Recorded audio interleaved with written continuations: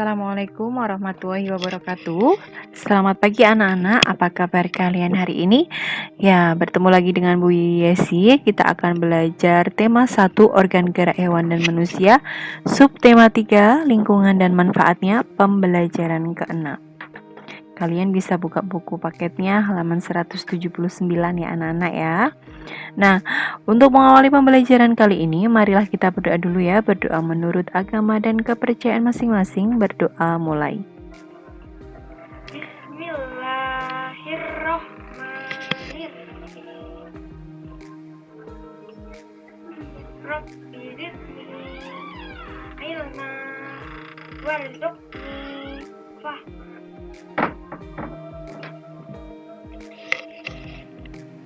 Ya anak-anak, semoga pembelajaran kali ini bermanfaat untuk kalian semua ya. Nah, tujuan pembelajaran kita hari ini yang pertama, dengan mengamati gambar, siswa dapat mengetahui posisi dan sikap tubuh yang baik bagi kesehatan organ gerak dengan peduli. Yang kedua, dengan membaca, siswa dapat menemukan ide pokok masing-masing paragraf secara penuh tanggung jawab. Yang ketiga, dengan menggambar, siswa dapat menggali informasi dari bacaan untuk dituangkan ke dalam bentuk komik secara percaya diri. Dan yang keempat, dengan berdiskusi, siswa dapat mempresentasikan kelainan organ gerak menggunakan alat peraga model sederhana kelainan atau gangguan pada otot manusia dari bahan tanah liat yang telah dibuat secara percaya diri. Nah, setelah melihat proses produksi dan telah memilih beberapa gerabah yang ingin dibeli, ayah mengajak Lani pulang. Ayah Lani dibantu Kak Soleh membawa dan memasukkan gerabah-gerabah yang sudah dibeli ke dalam mobil. Lani ingin sekali membantunya, tetapi ayahnya melarang. Lani, kamu tidak usah membantu membawa gerabah-gerabah ini ya. Ukuran gerabahnya besar dan juga berat. Kamu nanti tidak kuat, kata ayah Lani. Benar dek, nanti kamu bisa terkilir karena tidak kuat membawa gerabahnya, tambah Kak Soleh. Baik ayah, terima kasih Kak Soleh atas nasihatnya, kata Lani. Memang benar, agar terhindar dari cedera pada organ gerak kita, tulang dan otot, maka kita harus berhati-hati dengan setiap gerakan dan kegiatan yang kita lakukan. Kita jangan sampai membebani kerja organ gerak kita dengan gerakan-gerakan dan beban-beban di luar batas kemampuannya. Jika terjadi cedera atau gangguan pada organ gerak kita, maka kita sendiri yang akan rugi. Kita akan merasakan sakit dan tidak bisa melakukan gerakan dan kegiatan sebagaimana mestinya lagi. Oleh karena itu, kita harus menjaga organ gerak kita dengan sungguh-sungguh.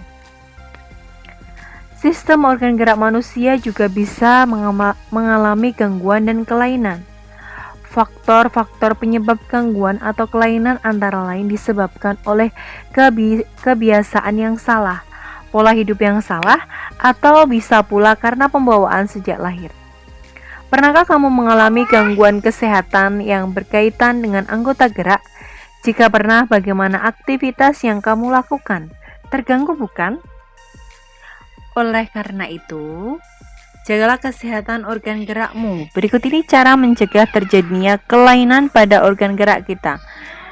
Yang pertama, untuk menghindari kelainan kaki X yang merupakan bawaan sejak lahir, ibu hamil dianjurkan untuk memperbanyak mengkonsumsi sayuran dan minuman susu berkalsium. Yang kedua, agar terhindar dari artritis, sebaiknya selalu menjaga metabolisme asam urat dalam tubuh dengan membatasi makanan yang dapat memicu meningkatnya asam urat. Yang ketiga, agar terhindar dari kelainan lordosis, kifosis, dan skoliosis, sebaiknya melakukan olahraga secara teratur dan menghindari kebiasaan sikap tubuh yang salah.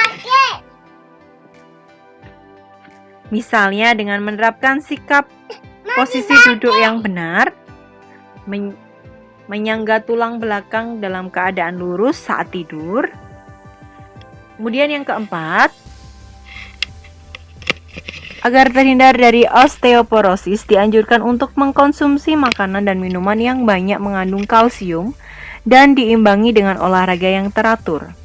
Yang kelima, agar terhindar dari rakitis, dianjurkan untuk banyak mengkonsumsi telur, susu, dan minyak ikan, serta berjemur di pagi hari.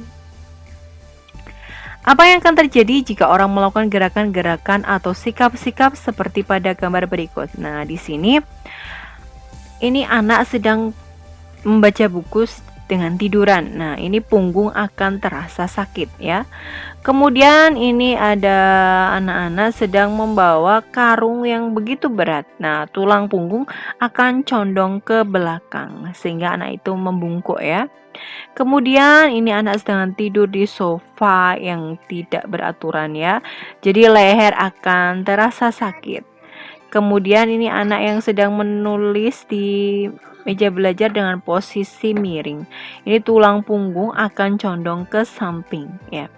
Kemudian ini ada anak yang naik turun tangga dengan posisi yang tidak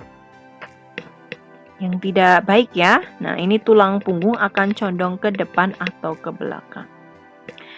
Ya, anak-anak, kesimpulannya dari gambar tersebut, macam-macam kelainan pada tulang, ada patah tulang atau fraktura, kondisi terputusnya tulang keutuhan, susunan tulang pada tubuh manusia yang bisa disebabkan oleh kecelakaan, baik kendaraan bermotor atau jatuh.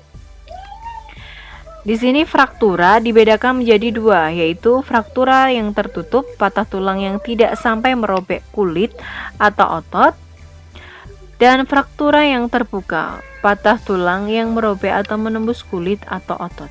Nah, kemudian yang kedua, osteoporosis. Ini kelainan pada tulang yang disebabkan karena adanya pengeroposan tulang. Hal ini karena tubuh kekurangan kandungan kalsium secara normal. Yang ketiga, lordosis. Kelainan tulang karena sikap duduk yang salah sehingga tulang belakang melengkung ke bagian bawah atau lumbalis. Hal ini akan mengakibatkan posisi kepala tertarik ke belakang. Yang keempat, skoliosis. Kelainan tulang karena sikap duduk yang salah sehingga tulang belakang melengkung ke arah samping. Hal ini akan menyebabkan badan akan bengkok membentuk huruf C atau huruf S. Kemudian yang kelima, kifosis. Kelainan tulang karena sikap duduk membungkuk sehingga tulang belakang membengkok ke belakang. Dan yang keenam, ada fisura atau retak tulang. Kelainan tulang yang menimbulkan keretakan pada tulang akibat kecelakaan. Kemudian macam-macam kelainan otot manusia. Yang pertama ada atrofi, kehilangan massa otot atau fungsi otot yang menurun. Hal ini disebabkan adanya penyakit poliomyelitis yang dapat merusak sel saraf pada otot. Kemudian ada stiff atau leher kaku atau kaku leher ya. Itu adalah kelainan otot karena ketegangan otot atau ligamen di bagian leher akibat gerakan yang secara tiba-tiba atau salah gerak. Kemudian yang ketiga ada hipertrofi, kelainan otot yang membesar dan menjadi lebih kuat karena sel otot diberikan kegiatan atau aktivitas yang terus-menerus secara berlebihan. Kemudian ada tetanus, ya, kelainan otot yang disebabkan adanya infeksi bakteri Clostridium tetani. Tetanus menyebabkan otot menjadi kejang-kejang. Menjaga kesehatan organ tubuh, termasuk organ gerak, sebenarnya dapat dilakukan sejak kecil. Bahkan dapat dilakukan ketika masih dalam kandungan, yakni melalui penerapan gaya, pola hidup, serta pola makan yang sehat. Ada baiknya penerapan pola hidup itu diterapkan sejak kecil sehingga akan menjadi kebiasaan anak saat anak sudah beranjak remaja dan dewasa. Pola hidup sehat dapat dilakukan dengan menjaga kebersihan tubuh, lingkungan, dan makanan, melakukan olahraga teratur, serta penerapan disiplin latihan. Dengan demikian niscaya kesehatan akan selalu terjaga hingga tua. Nah, anak-anak, ini ada teks bacaan ya. Bocah terkuat di dunia pecahkan rekor. Biasanya seorang anak kecil sangat senang menghabiskan waktunya untuk bermain dengan teman-teman sebayanya. Tetapi berbeda dengan Giuliano Stroi. Sejak umur 2 tahun, lahir tahun 2004, sudah diajak ayahnya ke tempat gym.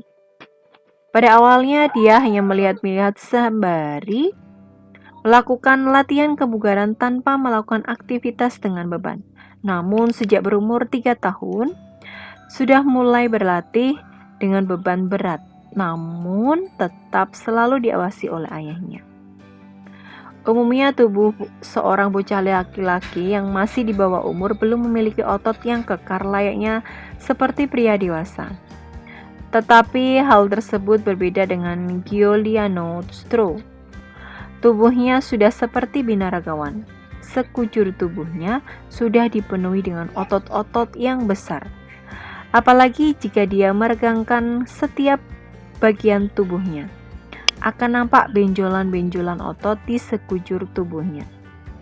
Untuk mencapai tubuh yang sedemikian kekarnya, Giuliano Stroi melakukan latihan angkat beban 2 jam sehari bersama dengan adiknya. Olahraga ini dikenalkan kepada mereka sejak berumur 2 tahun oleh ayahnya, Lulian, yang tentunya juga mendapatkan izin dari ibunya, Ileana. Keduanya pun telah menguasai teknik flag atau bendera. Teknik ini mengharuskan mereka berpegangan 2 tangan pada tiang dan mengangkat kedua kakinya sejajar dengan kedua tangannya, layaknya bendera yang sedang berkibar pada tiang. Tentunya dengan kondisi tubuh yang kuat sepertinya, sudah saja baginya untuk melakukan gerakan tersebut. Ayahnya menginginkan anak-anaknya melakukan latihan angkat berat dan mendorong untuk memiliki tubuh yang kekar bak binaragawan, bukan tanpa sebab. Ayahnya terinspirasi oleh mantan atlet binaraga dunia yang juga bintang film laga Arnold Schwarzenegger. Saat ini idolanya tersebut menjadi gubernur California, Amerika Serikat. Tubuh Giuliano Stroi memang luar biasa, meskipun besar dan kekar tetapi juga lentur. Dia juga memiliki bentuk otot perut yang sangat bagus. Ayah Giuliano Stroi memastikan bahwa program latihan yang diberikan kepada anaknya sama sekali tidak membahayakan. Dia selalu mengawasi. Bahkan sampai sekarang pun meskipun sudah mahir dengan berbagai peralatan gym, tetapi dia tidak pernah membiarkan putranya berlatih sendiri. Jika putranya sudah terlihat bosan atau jenuh berlatih, dia segera menghentikan latihan dan membawanya keluar untuk bermain. Giuliano Stroi sendiri mengaku bahwa dia tidak terasa terbebani dengan program dan jadwal latihan yang telah ditetapkan ayahnya. Di waktu senggang, dia suka menonton film kartun dan melukis. Meskipun dia sudah terkenal, tetapi dia masih bisa bermain dengan teman-teman sebayanya. Giuliano Stroi tidak tampak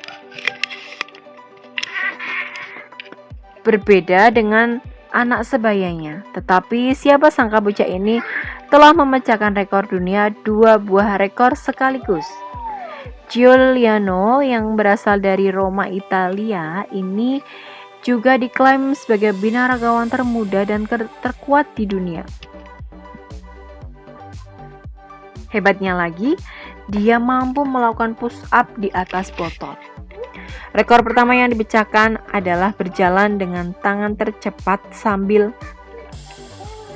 mengempit bola pemberat di antara kedua kakinya. Adapun rekor kedua adalah melakukan air push up terbanyak. Air push up adalah push up yang dilakukan dengan cara kaki diangkat ke udara. Dia berhasil melakukannya jauh lebih banyak dibanding lawannya, bahkan lawan-lawannya tersebut adalah yang lebih tua darinya. Meskipun banyak meraih prestasi, dia juga mendapat banyak kecaman karena dianggap latihan binaragawan untuk anak belum pantas untuk dilakukan. apalagi di usia yang masih mengalami pertumbuhan. Namun ayahnya menampik kecaman tersebut dengan mengatakan bahwa latihan yang dilakukan Giuliano aman dan di bawah pengawasan. Nah, ide pokok dari paragraf masing-masing. Yang pertama ini ya anak-anak ya. Bisa kalian baca ya. Di situ sudah ada. Ini ya anak-anak ya. Paragraf pertama, biasanya seorang anak kecil sangat senang menghabiskan waktunya untuk bermain dengan teman-teman sebayanya. Namun berbeda dengan Giuliano Stro, sejak umur 2 tahun atau lahir tahun 2004 sudah diajak ayahnya ke tempat gym. Paragraf kedua, umumnya tubuh seorang bocah laki-laki yang masih di bawah umur belum memiliki otot yang kekar layaknya seperti pria dewasa. Namun hal tersebut berbeda dengan Giuliano Stro. Tubuhnya sudah seperti binaragawan. Paragraf ketiga, untuk mencapai tubuh yang sedemikian kekarnya, Giuliano Stro melakukan latihan angkat beban 2 jam sehari bersama dengan adiknya. Kemudian paragraf keempat, keduanya pun telah menguasai teknik flag atau bendera. Paragraf yang kelima, ayahnya menginginkan anak-anaknya melakukan latihan angkat berat dan mendorong untuk memiliki tubuh yang kekar bak binaragawan bukannya tanpa sebab. Kemudian paragraf yang keenam, tubuh Giuliano Stro memang luar biasa. Paragraf yang ketujuh, ayah Giuliano Stro memastikan bahwa program latihan yang diberikan kepada anaknya sama sekali tidak membahayakan. Kemudian yang paragraf ke-8, Giuliano Stro sendiri mengaku bahwa dia tidak merasa terbebani dengan program dan jadwal latihan yang telah ditetapkan ayahnya. Paragraf ke-9, Giuliano Stro tak tampak berbeda dengan anak sebayanya. Namun siapa sangka bocah ini telah memecahkan rekor dunia 2 buah rekor sekaligus. Kemudian paragraf ke-10, rekor pertama yang dipecahkannya adalah berjalan dengan tangan tercepat sambil mengempit bola pemberat di antara kedua kaki. Dan paragraf terakhir atau paragraf 11, ide pokoknya, meskipun dia banyak meraih prestasi namun juga mendapat banyak kecaman. Itu ya anak-anak ya, ide pokok dari